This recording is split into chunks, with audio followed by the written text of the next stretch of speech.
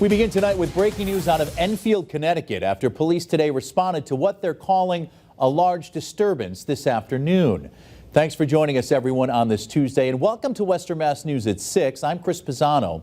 As we continue learning more about this disturbance, Western Mass News reporter Maria Wilson is live for us tonight at Enfield with the late-breaking details. Maria, what can you tell us?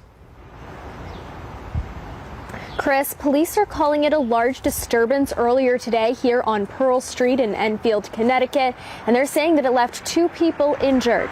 Enfield's police chief, Valerio Fox, tells Western Mass News it appears to have started last night between 2 Enfield high school girls, and it carried over to today on social media.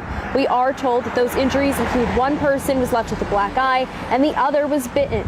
While it's still relatively small police presence, eyewitnesses tell us that the scene was much larger some time ago. We're told that up to a dozen cruisers were here and part of the road was blocked off, and it is now back open. Enfield Mayor Bob Custody tells us that one person was armed, but the gun has not been located at this time. The altercation happening near St. Patrick's Catholic Church, but he says it was not inside the building. No arrests have been made at this time, and the investigation is still ongoing. Reporting live in Enfield, Connecticut, Maria Wilson, Western Mass News.